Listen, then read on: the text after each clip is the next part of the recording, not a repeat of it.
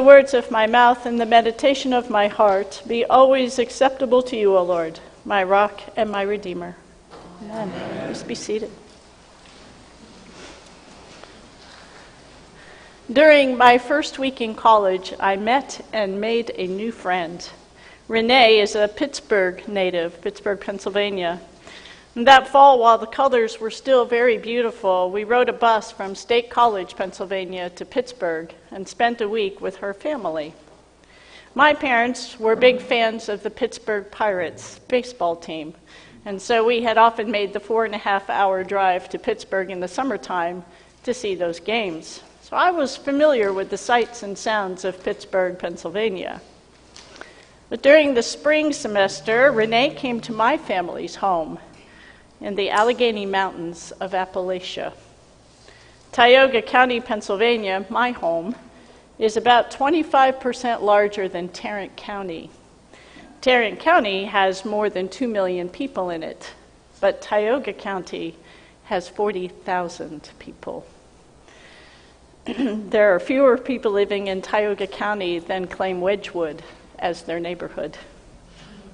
In other words, there were very few people, and they were spread across a very large area.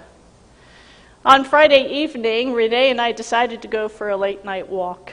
And as we walked along a dirt road, she became very quiet. I asked if there was something on her mind, and she said, barely in a whisper, "It's very dark here."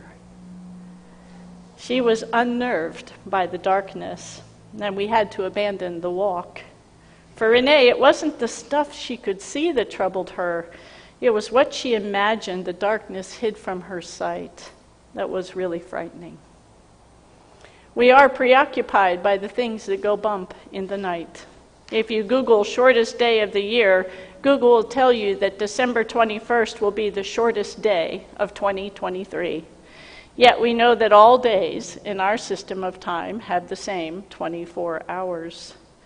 Of course, what we really mean when we talk about the shortest day is the day with the least amount of sunlight. In the 4th century, the church began celebrating the incarnation of Christ, Christmas, on the Sunday closest to the shortest day of the year. Into the longest night, the light of Christ awakens the dawn.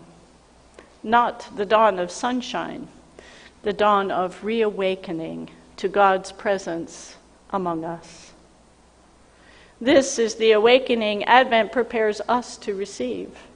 Light enters our world, and the darkness does not overcome it. As Renee and I walked home, I pointed out all the mercury vapor lights that dotted the hillsides. Farmers used those lamps to light their way from the house to the barn and back again. But to me, each of those lights represented a family.